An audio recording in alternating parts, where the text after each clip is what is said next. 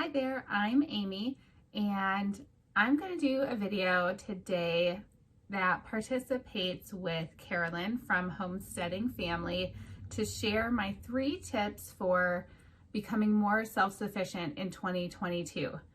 Now, if you have seen any of my videos, you know that this is my topic.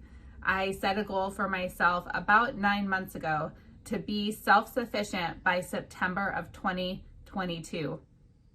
Now today is the first day of 2022, so that means I've got 9 more months to achieve my goal, which actually is in one of my tips. So why don't we get into the video?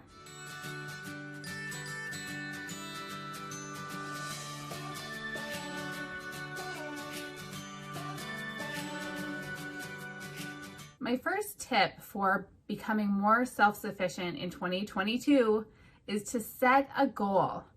That goal should be a SMART goal: specific, measurable, attainable, realistic, and time-bound.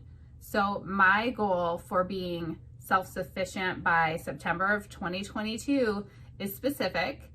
It is measurable, so I can say I am going to be off-grid for 30 days. I'm not going to go to the grocery store. I'm going to provide my own food, water, electricity, all of that for a 30-day period. And it's attainable. I've been working on it already for 9 months, acquiring the skills that I need and starting to get some of the supplies that I need. And it's time-bound. I have a very specific date by the end of September 2022. So even if your goals are to start rainwater harvesting, that can be a goal that will help you be more self-sufficient, and you can set yourself a date and achieve your goal by that time. No one really achieves goals by just haphazardly, trying to do something. If you want to be self-sufficient, you need to set small goals for yourself and achieve them in a systematic way. I'm very practical, so that's my advice. My second tip is to reduce your dependency on the supply chains that we have here. So essentially, reduce your dependency on your local grocery stores, ordering things on Amazon. If you follow me on Instagram or Facebook, I talk a lot about conscious living and I share conscious life hacks.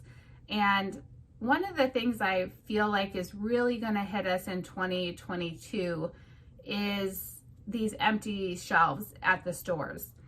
And honestly, the only way to combat that, if you will, I'm putting that in air quotes, is to start reducing your own personal consumption, your family, and that includes your family, obviously. But what we have going on in the world right now is a culture and a society that really likes to consume things, and we don't produce anything.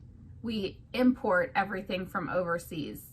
I actually just did a video on some restrictions that the president is putting on imports from China.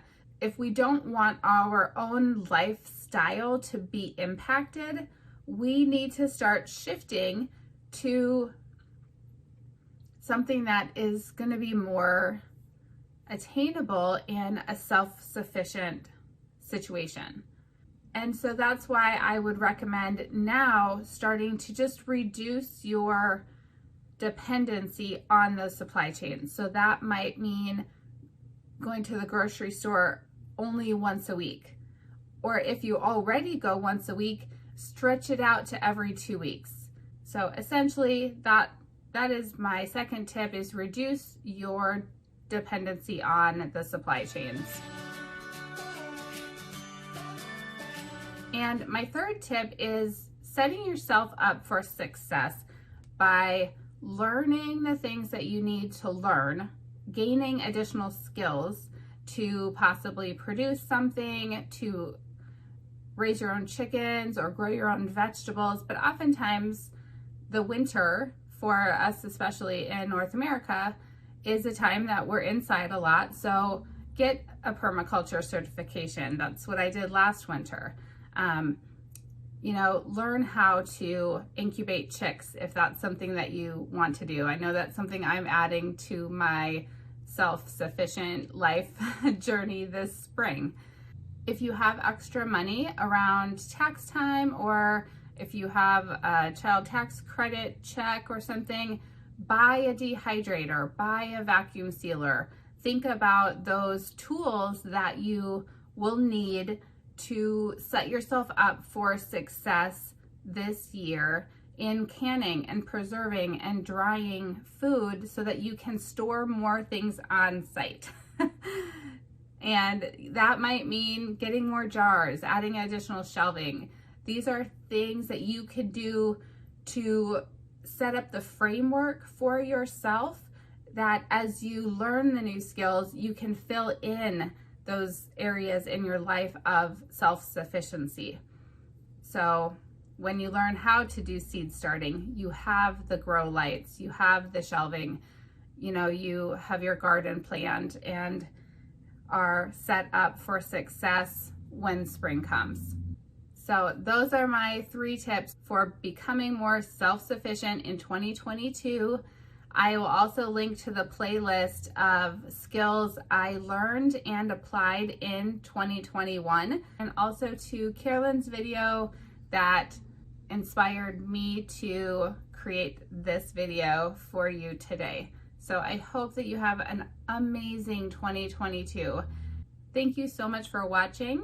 Please let me know in the comments if you like this video, and subscribe to my channel if this is content that you enjoy, and I will see you on the next video. Bye for now.